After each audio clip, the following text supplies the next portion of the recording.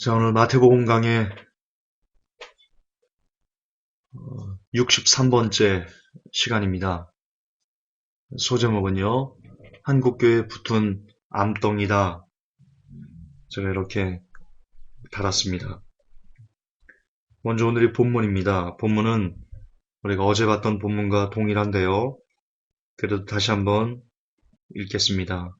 마태복음 9장 10절부터 13절까지 제가 대신에 대독하겠습니다.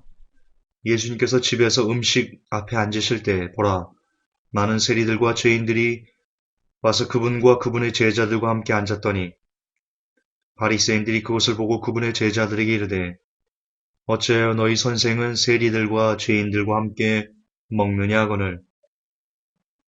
예수님께서 그것을 들으시고 그들에게 이르시되 온전한 자들에게는 의사가 필요 없으나 병든 자들에게는 필요하니라.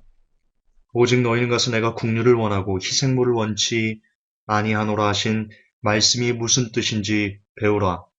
나는 의로운 자들을 부르러 오지 아니하고 죄인들을 불러 회개하게 하려고 왔노라 하시니라. 아멘. 여러분, 오늘은 이 긍휼과 제사의 관계를 통해서 한국교회 붙은 암덩이가 무엇인지에 대한 그 의미를 찾아가려고 합니다. 우선 여러분, 예수님께서 긍휼을 원하고 제사를 원치 않는다. 이것을 너희들이 알았으면 좋겠다. 그렇게 말씀하셨습니다. 물론 바리새인들에게 하신 말씀인데요. 오늘날 현대 크리스찬들에게도 동일하게 하시는 말씀이다. 저는 그렇게 이해합니다. 왜냐하면 현대 크리스찬들의 상당수가 바리새인들처럼 어제 우리가 봤죠. 잘못된 구원의 확신을 가지고 마치 자기는 무슨 짓을 해도 구원을 잃어버리지 않는 사람들인 것처럼, 그렇게 선택받은 사람들인 것처럼 잘못된 선민의식에 사로잡혀서 오늘도 삶을 바리새인들처럼 사는 사람들이 많기 때문입니다. 그러나 예수님은 제사를 거부하셨습니다. 반면 긍휼을 원하셨다. 그렇게 말씀하십니다. 여러분, 이 긍휼을 원한다라는 뜻은요, 엘레오스입니다. 왜 예전에 제가 설교할 때 엘레오 이렇게 말씀드렸죠? 그 산상복음, 산상수훈 강의할 때 제가 드렸던 말씀인데요. 불쌍히 여기는 마음, 거기에 해당하는 건데요. 이것은 일반적인 자비도 물론 포함하지만 그거보다는 더 큰 의미의 영원한 안녕에 대한 관심, 다시 말해서 포괄적인 의미로, 큰 의미로 영혼 구원에 관한 자비를 뜻합니다. 이게 어떤 의미인지 조금 더 들으시면 뒤에 가서 좀 더 이 의미가 명확해질 것입니다. 쉽게 어떻게 하면 영혼이 구원을 얻을 수 있을까? 좀 더 직접적으로요. 우리가 이해하기 쉽게 창조 형제의 영혼이 어떻게 하면 그 구원을 얻을 수 있을까? 를 늘 그 영혼에 대해서 긍휼한 마음을 갖고 긍휼한 심정을 갖고 바라보는 사람의 상태가 바로 하나님께서 요구하신 나는 긍휼을 원하고 제사를 원치 않는다라는 말씀입니다. 그것도 반복하지만 여기에는 그 영혼의 구원을 원할 정도로 그 영혼을 긍휼히 바라본다는 뜻은 그 영혼이 이 땅을 살아내면서 살아가는 일반적인 어떤 모습에 대해서도 긍휼한 마음, 불쌍히 여기는 마음, 그런 걸 갖는다라는 뜻입니다. 여러분 교집합, 부분집합 이런 걸 배우셨죠? 이렇게 생각하시면 됩니다. 동그란 두 개의 원을 그리십시오. 동그란 원을. 하나는 작은 원이고요. 그 작은 원을 포함하는 큰 원을 그려보십시오. 그 두 개는 똑같이 긍휼입니다. 그러나 그 큰 원 안에 들어가 있는 작은 긍휼은 일반적인 긍휼, 일반적인 불쌍히 여기는 마음입니다. 가난한 사람을 불쌍히 여기고 병든 자를 불쌍히 여기고 그리고 핍박당하는 사람들을 불쌍히 여기는, 속된 말로 세상적인 사람들이 여기는 그런 긍휼히 여기는 마음입니다. 그것도 역시 긍휼입니다. 그것도 이 엘레오스에 포함됩니다. 그러나 엘레오스는 거기서 그치지 않습니다. 거기서 멈추지 않습니다. 엘레오스는 그것을 포함하고 더 확장해서 그 사람들의 결국 그 영혼의 구원까지 긍휼히 여기는 마음의 상태, 그 모든 통칭이 다 엘레오스, 긍휼이다 라고 이야기합니다. 그래서 예수님은 우리에게 그런 긍휼을 원하십니다. 인간적으로 그 영혼의 구원과는 관계없이 그냥 인간적으로 겉으로 보이는 어떤 그 핍박당하고 가난하고 헐벗고 병든 것에만 긍휼히 여기는 마음, 거기서 멈추면 아니 됩니다. 아니 됩니다. 그것을 넘어가는 그 영혼을 향한 긍휼히 여기는 마음이 있어야 된다. 예수님은 우리에게 그런 긍휼을 원하고 계십니다. 포괄적인 개념의 긍휼을 원하십니다. 그런데 바리새인들은요. 그런 일체의 긍휼이 없었습니다. 바리새인들은 심지어 인간적으로 봤을 때 영혼 구원은 차치하고라도 그냥 인간적으로 보이는 그들의 가난과 그들의 헐벗음과 그들의 연약함과 이런 것조차 긍휼히 여기는 마음 상태가 없었습니다. 그러면서도 그저 기계적으로 제사만 드리면, 기계적으로 율법만 행하면, 기계적으로 뭐만 하면 나는 괜찮아. 나는 구원받은 백성이고 나는 아브라함의 자손이고 나는 만사 에브리싱 오케이야. 이런 상태에 있는 사람들이었습니다. 다시 말해서 사람을 향한 기본적인 긍휼함조차 가지고 있지 않았던 바리새인들, 그리고 그 율법주의에 갇혀인 유대인들. 그렇기 때문에 유대인들은 이방인들을 심지어 개 취급했습니다. 유대인들이 이방인들을 어디까지 개 취급했냐면 사람, 그리고 그 다음 개 다음 이방인이었습니다. 이들이 가지고 있던 너무나 안 좋은 그릇된 사고방식입니다. 따라서 기본적인 인간에 대한 기본적인 긍휼함도 갖지 않은 사람들이 그가 가난하면 가난해도 그를 돕지 않고 그가 헐벗어 돕지 않고 그가 어떤 그 핍박 가운데 있어도 그것을 돌아보고도 불쌍히 긍휼히 여기는 마음도 없어서 그냥 개 취급하는 사람들이 어떻게 그 영혼들이 그 영혼의 구원을 향해서 바리새인들이 생각이나 하겠습니까? 성경에는요, 눈에 보이는 부모도 공경하지 못하는 사람은 하물며 눈에 보이지도 않는 하나님을 어떻게 공경하겠느냐? 절대로 공경할 수 없다. 그렇게 얘기합니다. 결국 우리가 어떤 영혼을 사랑한다고 합니다. 우리들은 그렇게 얘기를 합니다. 그런데 영혼을 사랑한다는 사람들이 눈에 보이는 어떤 사람, 가난한 사람, 헐벗은 사람, 힘겨운 사람, 이런 사람들의 삶조차 돌아보지 않는 사람들이 어떻게 눈에 보이는 그것조차 돌아보지 않는 사람들이 눈에 보이지도 않는 그 사람의 그 영혼을 끌어안고 기도할 수 있겠습니까? 그것은 거짓말입니다. 새빨간 거짓말입니다. 우리는 그 모두를 다 통칭해서 돌아보아야 됩니다. 그렇기 때문에 예수님께서도 가난한 사람들을 부탁한다. 그리고 사도들도 사도 바울에게 얘기합니다. 이것저것들을 할 때 가난한 사람 부탁하기를 가난한 사람을 돌아보기를 부탁한다. 그렇게 이야기를 합니다. 그러나 다시 돌아가서요. 바리새인들은 그런 것 없이 사람에 대한 기본적인 긍휼, 그리고 나아가 그 영혼이 구원받을 그 영혼의 구원을 향한 어떤 긍휼함, 불쌍히 여김, 이런 것도 전혀 없이 누가 구원을 받는지에 대한 그 개념 따위는 전혀 없이 그저 종교놀이에 심취해 있는 이런 바리새인들, 그들을 향해서 예수님께서는 내가 긍휼을 원하고 제사를 원치 않는다라는 그 의미가 무엇인지 너희들이 알았으면 좋겠다. 그렇게 말씀하십니다. 그리고 거듭 반복하지만 이 이야기는 바리새인들에게만 하는 것이 아니요, 오늘날 저와 여러분들에게, 그리고 현대 크리스찬들에게 동일하게 주고 계시는 경고의 말씀이라는 것을 우리가 잊으면 아니 되겠습니다. 하나님의 본심을 한번 보겠습니다. 하나님의 본심은요, 기계적인 율법 준수에 있지 않습니다. 하나님의 본심은 예레미야 9장 26절을 보면 이렇게 하나님의 본심이 잘 해설되어 있습니다. 곧 애굽과 유다와 에돔과 암몬 자손과 모압과 및 광야에 거하여 그 머리털을 모지게 깎은 자들에게라. 대저 열방은 할례를 받지 못하였고 이스라엘은 마음의 할례를 받지 못하였느니라 하셨느니라. 하나님은 뭘 요구하신 겁니까? 이스라엘 백성들에게, 하나님의 백성들에게 마음의 할례를 요구하신 겁니다. 창세기를 보면 할례가 무슨 의미인지 나와 있습니다. 내가 그 언약이 나와 내가 사랑하는 너희들이 이렇게 관계가 있다, 인연이 있다 라는 것을 너희 살 속에 두겠다. 그게 할례다 그렇게 하셨습니다.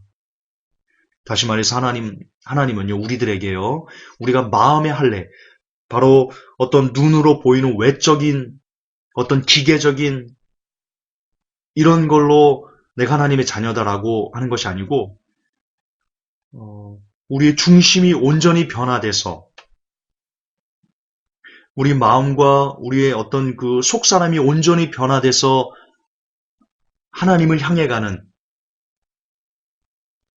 그로 인해서 나타나는 열매, 이것을 하나님께서는 우리에게 요구하신다. 그게 바로 국류를 원하고 제사를 원치 않는다라는 말씀이시다. 또한 하나님의 본심은요, 우리에게 상한 심령을 요구하십니다. 하나님은 우리에게 돈을 요구하시는 분이 아니십니다. 시편 51편 17절을 보면 하나님의 구하시는 제사는 상한 심령이라. 하나님이여 상하고 통회하는 마음을 주께서 멸시치 아니하시리이다. 그렇습니다. 하나님께서 우리에게 요구하시는 제사는 기계적으로 하나님을 사랑하는 마음도 없이, 하나님을 믿는 마음도 없이, 혹은 아까 말씀드린 어떤 국률 없이 그저 기계적으로 드리는 제사, 기계적으로 드리는 예배, 하나님이 싫어하십니다. 받지 않으십니다.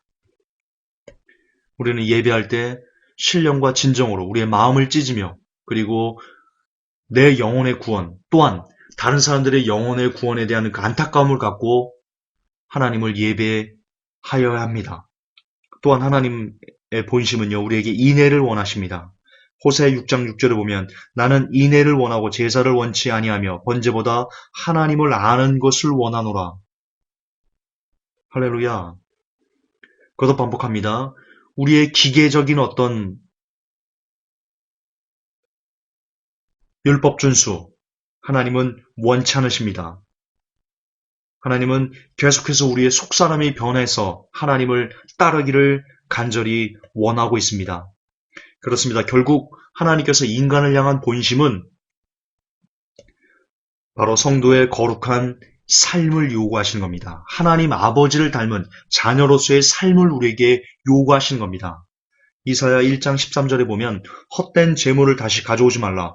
분향은 나의 가증 여기는 바요. 월삭과 안식일과 대회로 모이는 것도 그러하니.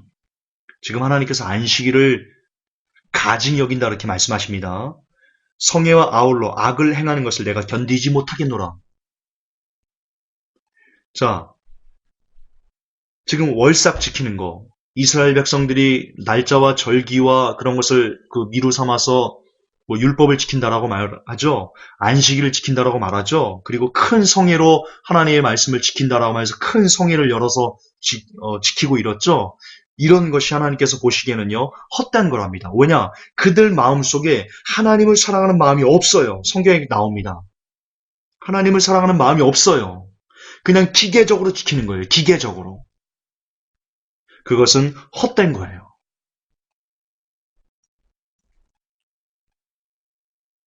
하나님이 이스라엘 백성들에게 율법을 주신 이유는 그 율법을 통해서 우리들의 부족함, 우리들의 연약함, 우리들의 죄악된 것들을 밝히 알아서 그로 인해서 우리의 양심이 단련을 받아 아하, 하나님 아버지께 우리가 좀 더 나아가야 살 수 있겠구나 라는,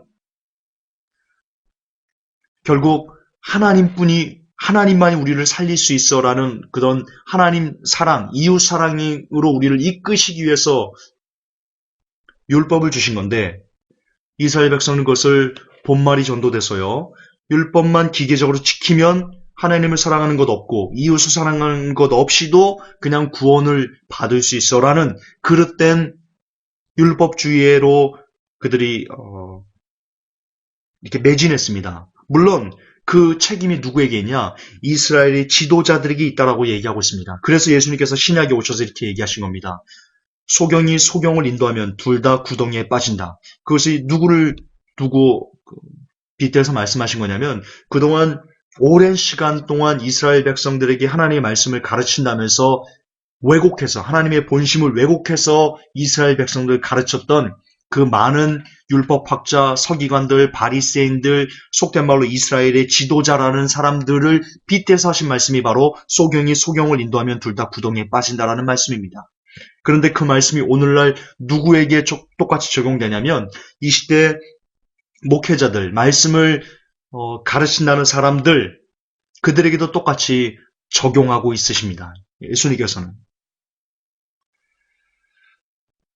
다시 강조합니다. 하나님의 본심은 뭐냐? 하나님의 본심은 우리가 제사를 지내는 것에 있지 않습니다.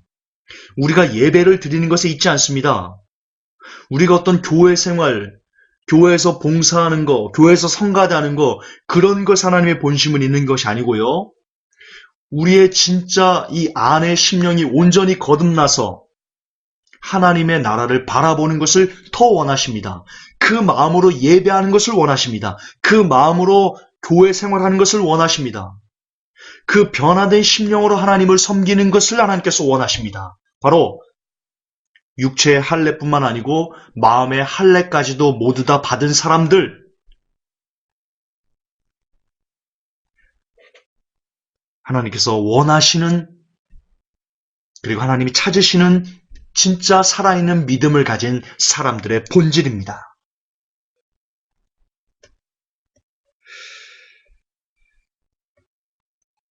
그것이 로마서에서 말하는 율법으로는 구원받을 수 없다, 행함으로는 구원받을 수 없다라고 말하는 것의 본질입니다. 로마서는요, 기계적인 율법 준수로는 우리가 구원받을 수 없다. 우리가 구원받으려면 오직 믿음의 법으로 이 속사람이 온전히 변화된 그 상태에서 하나님께서 요구하시는 삶의 거룩을 쫓아가는 열매를 맺는 삶이 바로 우리를 구원으로 이룰 수 있는 믿음의 본질이다라고 말하는 것이 바로 로마서가 강조하고 있는 핵심입니다. 그러나 너무나 안타깝게도 많은 분들이 이것을 그러니까 긍휼을 원하고 제사를 원치 않는다라는 이 예수님의 말씀을 이해하지 못해서 로마서를 잘못 푸는 겁니다. 그것을 예수님의 그 마태복음 9장 13절 그 말씀을 이해하지 못했기 때문에 로마서에서 행위로 구원받는 사람 행위로 구원받는 거 아니잖아. 믿음으로만 구원받는 거잖아. 그러니까 조금 죄를 지어도 조금 걸어가지 못해도 구원을 잃어버리진 않아. 라고 그렇게 왜곡되게 설교하는 겁니다. 이 시간 로마서를 그렇게 해석하는 목회자들이 있다면 다시 마태복음으로 돌아가서 마태복음 9장 13절에 예수님께서 긍휼을 원하고 제사를 원치 않는다. 이것을 너희들이 알기를 원한다라는 그 의미를 곰곰이 묵상하셔서 그 의미가 갖고 있는 그 본질을 깨달아 아시기를 바랍니다. 그것을 깨달아 알 수만 있으면 로마서가 뭘 말하는지, 율법이 뭐고, 율법 준수가 뭐고, 그리고 믿음의 법이 뭔지, 자유의 양심의 법이 뭔지를 명확하게 깨달을 수 있게 될 것입니다. 그럴 때 로마서가 로마서답게 해석되고 강해되고 설교될 수 있을 것입니다. 그리고 그렇게만 되면, 그렇게 온전히 로마서의 복음이 회복된다면, 입으로만 시인하면 구원, 이런 어처구니 없는, 이런 사기에 해당하는 성경 해석은 나오지 않을 수 있을 것입니다.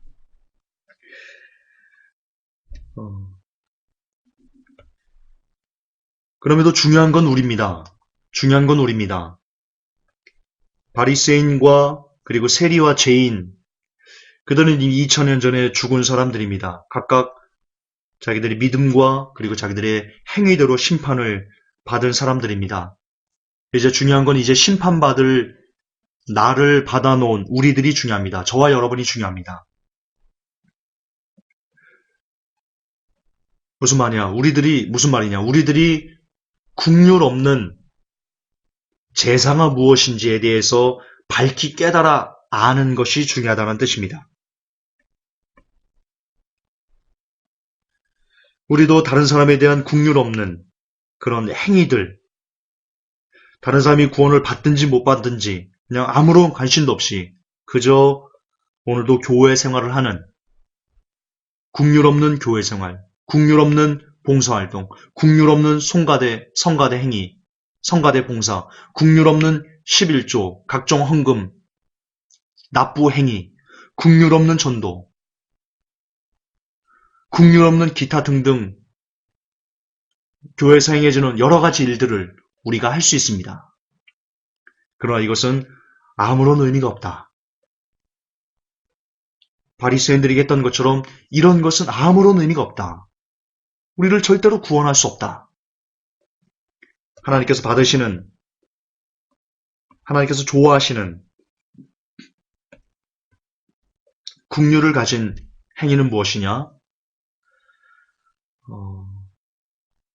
다른 사람에 대해서 따뜻한 시선을 갖고 나아가 그 영혼의 구원에 관심을 가지면서 우리가 교회 생활을 하는 것. 봉사할 때도 다른 사람들에게 어떻게 하면 내가 좀 더 도움을 줄 수 있을까? 혹은 그 성도가 하나님의 나라에 이르는데 내가 도움을 줄 수 있을까? 라는 마음으로 봉사하는 봉사. 그 마음으로 내가 지금 찬양을 하는 것을 통해서 어떤 사람이 영혼의 깨움을 얻는데 내가 좀 도움을 줄 수는 없을까? 내가 하는 이 11조가 어떤 가난한 성도를 돕고 혹은 어떤 성도가 거룩한 하나님의 성전으로 지어져 가는데 쓰임을 받을 수 있을까라는 마음으로 하나님께 드리는 11조와 각종 헌금들.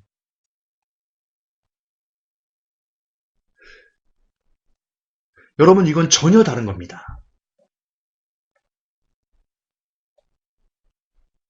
완벽하게 다른 겁니다. 똑같이 교회 생활입니다. 똑같은 봉사, 겉으로 볼 때는요, 똑같은 교회 생활, 똑같은 봉사, 똑같은 성가대 활동, 똑같은 11조, 똑같은 전도행위, 그렇습니다. 표면적으로는 그렇습니다. 그러나 하나님은요, 그 중심을 아십니다. 그가 어떤 심령을 갖고 봉사 생활하는지, 그가 어떤 영혼의 상태로 성가대에서 찬양하는지, 그가 어떤 중심으로 하나님에게 물질을 드리는지, 예수님께서 물질을 바치는 사람들에 대해서 성전에 앉으셔서 헌금 넣으시는 것을 보셨습니다. 부자들은요, 거들먹거리면서요, 물론 거기에 거들먹거린다는 표현은 안 나왔지만, 그 행간을 읽으면 그들이 그 헌금할 때, 그 봉헌할 때, 자신을 드러내면서 헌금했다는 것을, 봉헌했다는 것을 우리가 어렵지 않게 짐작할 수 있습니다. 여러분, 교회에서 헌금할 때요, 절대로 헌금 봉투에 이름 쓰지 마십시오. 잘난 체 하지 마십시오.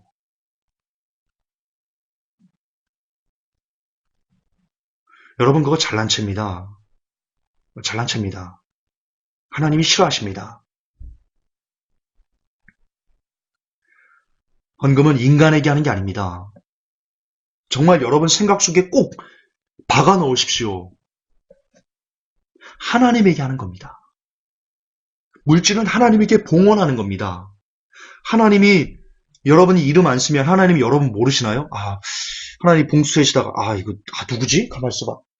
이거 청주인가? 이거 영식인가? 이거 누구지 이거? 하나님이 그러실까요? 절대 그런 짓 하지 마십시오. 절대 그런 짓 하지 마십시오. 하나님이 은도 내 것이요 금도 내 것이요 이 세상의 모든 만물이 하나님의 것입니다. 거기에 하나님이 1억을 하건 10억을 하건 100억을 하건 하나님 입장에서는 다 껌값입니다. 아닙니까? 100억을 가진 사람이 있습니다. 자, 여러분이 100억을 갖고 있다고 생각해 보십시오. 근데 누가 여러분들에게 10원을 줍니다. 그게 가치가 있겠습니까, 여러분들에게? 100억 있는 사람들에게 10원이 가치가 있겠습니까? 무슨 가치가 있겠습니까? 마찬가지입니다. 우리가 하나님에게 뭘 드리든, 100억, 1000억, 전 재산을 드리건, 양으로 따졌을 때, 양으로만 따진다면, 그 마음 중심이 아니고, 그것을 그냥 표면적인 양으로만 따지면, 하나님께서는요, 아무런 가치가 없는, 무가치 그 자체입니다. 그런데, 한 과부가 있었습니다. 그 성전 봉헌함에 2렙돈을 넣습니다. 예수님께서 칭찬하셨습니다. 저 과부가 여기서 그동안 헌금했던 모든 사람들보다 가장 많이 했다. 하나님이 저 과부의 헌금만 받으셨다. 그런 식으로 말씀하시는 겁니다. 그게 무슨 값어치로 따지면 얼마나 되겠습니까? 그 2렙돈이. 그런데 그 여인은 그가 가진 바 전부를 중심을 다해서 하나님 나 이거밖에 없어요. 하나님 나 드릴 게 이거밖에 없어요. 이거라도 받아주세요. 이거밖에 드릴 수 없어서 죄송한데요. 근데 나 이게 가진 게 내 전부예요. 왜 일전에 제가 찬양 집회하면서 어떤 목사님 실화를 들어드렸죠? 제가 그 목사님 이름이 갑자기 생각이 안 나는데 이거 실화입니다. 그분이 은혜를 받았어요. 그리고 하나님 앞에 뭔가 드리고 싶은 사람인데 뭔가 드리고 싶었는데 그 당시 너무 가난해가지고 아무것도 드릴 게 없었어요. 그래서 이 목사님이요. 왜 그때는 헌금 바구니 이렇게 돌리지 않습니까? 저는 개인적으로 헌금 바구니 돌리는 것도 별로 좋아하지 않는데요. 어쨌든 그게 그 당시 문화였으니까 헌금 바구니를 이렇게 돌리는데 그 목사님이 정말 뭐라도 드리고 싶은데 드릴 게 없는 거예요. 그래서 헌금 바구니가 올 때 자신 머리를 집어넣었어요. 머리를 집어넣으면서 하나님 나라도 받으세요. 하나님 나라도 받으세요. 그렇게 헌금 바구니에 머리를 집어넣으시면서 자신을 드리고자 했던 그런 목사님이 계셨습니다. 진짜 목사님이죠. 진짜 헌금이죠. 하나님께서 받으셨던 그 어떤 헌금보다도 하나님께서 받으셨던 그 어떤 물질과 그 어떤 정성보다도 가장 귀하게, 가장 존귀하게, 가장 감사로 눈물로 받으셨을 헌금이 바로 그 목사님의 나라도 받으세요 하나님 하면서 드렸던 그 헌금일 겁니다. 우리가 그런 마음으로 하나님에게 봉헌하셔야 됩니다.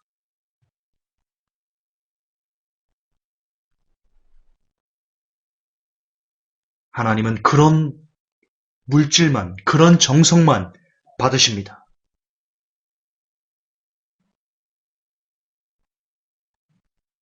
기억하십시오. 여러분 기억하십시오. 하나님께 드리는 봉헌은 그렇게 하셔야 됩니다.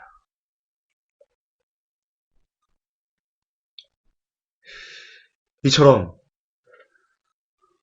하나님께서 긍휼을 원하고 제사를 원치 않는다.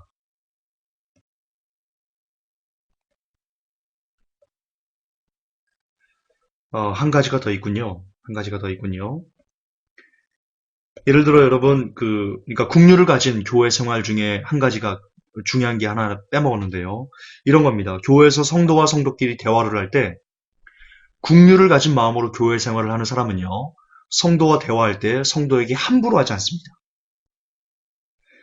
늘 대화 중에도 저 사람이 내 말로 실족하면 어떡하지? 내가 이렇게 말했을 때 저 사람이 실족되면 어떡하지? 라는 것을 늘 생각하면서 저 사람 마음이 상하면 어떡하지? 늘 그런 것을 생각하면서 주의해서 말하고 대화하고 행동합니다. 근데 우리 교회 생활하다 보면 너무 거침없이 말하는 사람, 너무 거침없이 행동하는 사람 우리 종종 보죠? 그 사람들은 긍휼이 없이 그냥 교회 생활하는 겁니다. 바리새인처럼 그냥 기계적으로 교회를 왔다 갔다 하는 겁니다. 아무런 의미가 없습니다. 사도 바울은요 이렇게 얘기했습니다.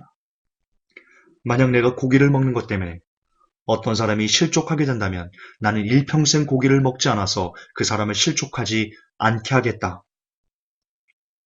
이것이 바로 양심이 내 것이 아니고 다른 사람에게 있는 것이 양심이다라는 말씀의 본질입니다. 이처럼 다른 영혼을 극진히 생각하는 마음으로 교회 생활하는 것, 다른 영혼을 극진히 생각하는 마음으로 봉사하고 성가대도 하고 봉헌도 하고 전도도 하고 이런 것들이 바로 국률이 있는 하나님 예수님께서 국률을 가져라 라고 가르치신 그 가르침의 핵심입니다. 그렇다면 과연 이 국률과 비국률을 나누는 핵심, 다시 말해서 어떻게 하면 김조사, 그럼 어떻게 하면 우리가 국률을 얻을 수 있지? 어떻게 우리가 국률을 얻은 사람으로 변화된 사람이 될 수 있지? 여러분 그에 대한 답을 줘야 됩니다. 목회자들은 반드시 설교자들은 어떤 설교를 했고 무엇을 주장했으면 그것을 가능하게 하는 실행 방법까지도 반드시 일러줘야 됩니다. 일러드리고 싶습니다. 알려드리고 싶습니다. 알려드리겠습니다. 어떻게 하면 우리가 국률을 가진 사람으로 변화될 수 있는가? 그 답은요, 회개에 있습니다.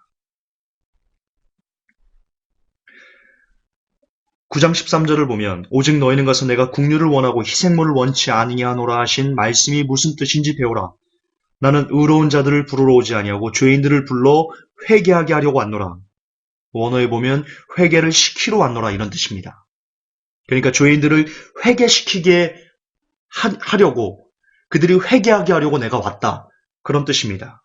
이 개역 한글에는 안타깝게도 회개라는 단어가 누락되어 있는데요. 이 킹제임스는 바르게 회개를 넣어서 잘 번역했습니다. 이런 차이가 조금씩 있습니다.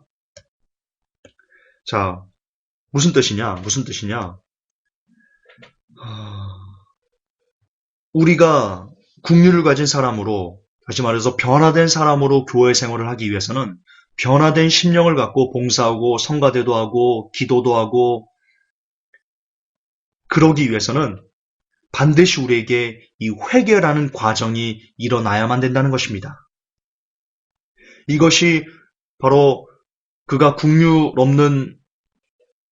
없이 신앙생활을 하는가 아니면 국률을 가진 사람으로 신앙생활을 하는가를 가를 수 있는 결정적인 키워드다. 그게 뭐라고요? 예, 회개입니다. 회개는 그럼 어디서 시작합니까?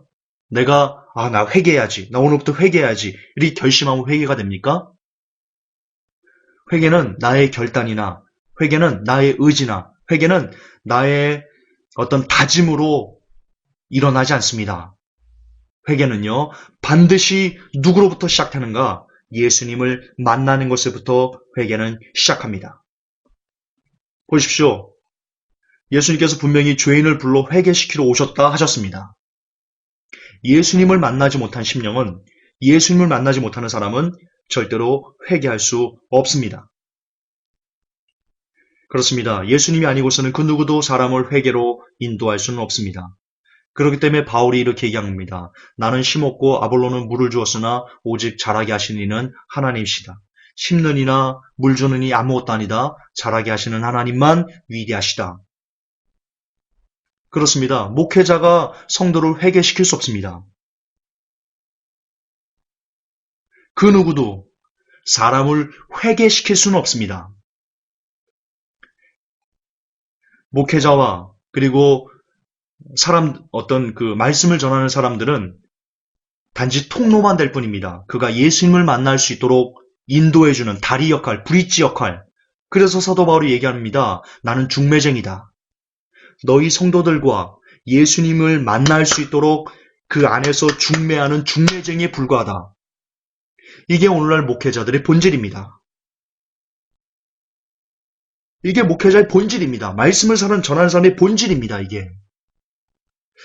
그런데 안타깝게도 그 본질을 넘어서서 마치 오늘날은 목회자가 그 사람의 회개를 주는 사람인 것처럼, 회개시켜주는 사람인 것처럼 그렇게 오해되고 있습니다.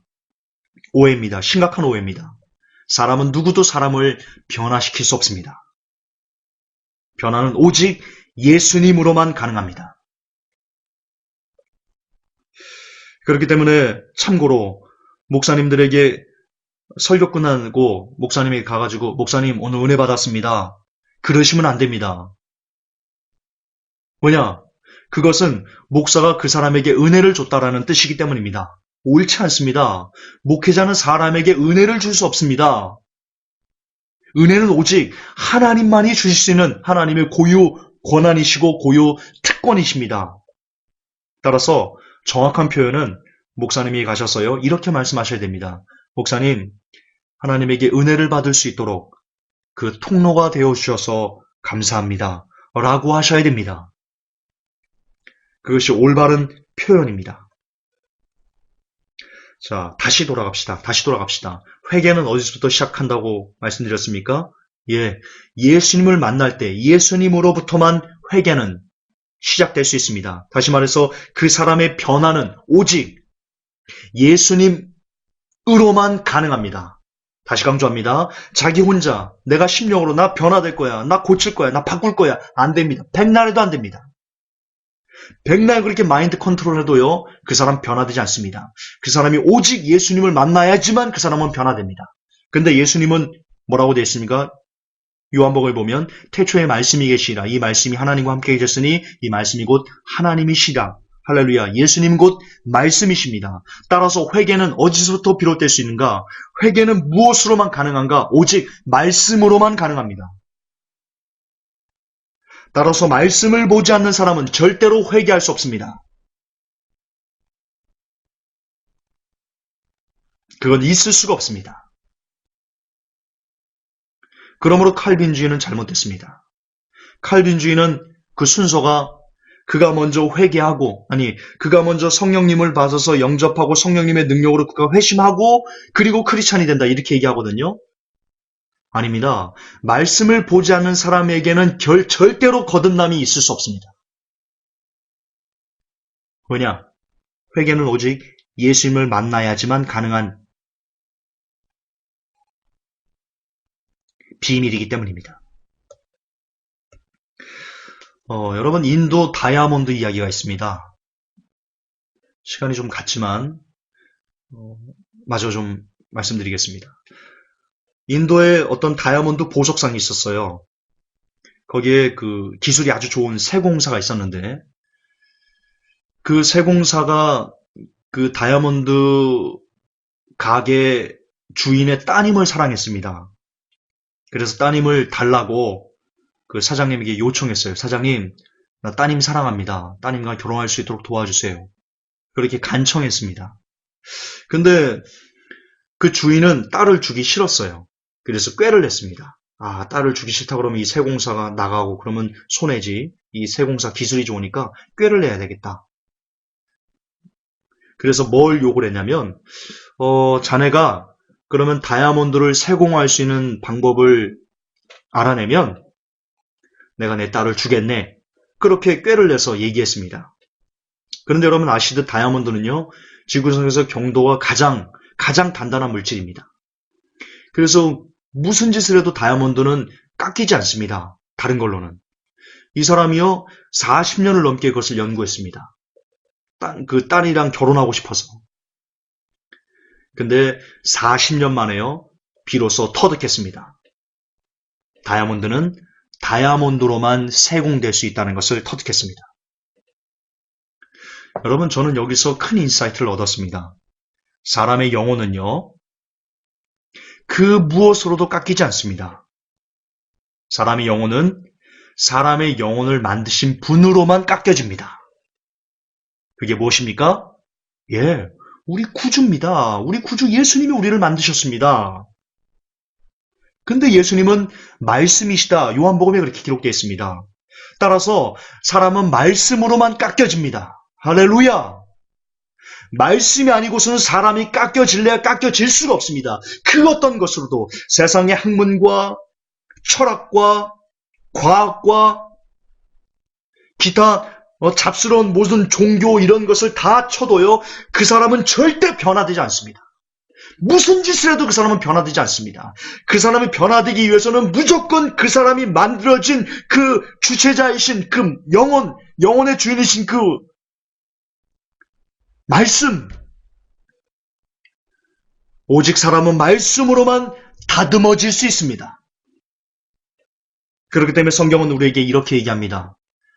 하나님의 말씀을 살았고 운동력이 있어 좌우의 날선 어떤 검보다도 예리하여 우리의 영과 혼과 관절과 및 골수를 찔러 쪼개기까지 한다. 할렐루야. 그렇습니다. 여러분이 왜 아직도 변화되어 있지 않습니까?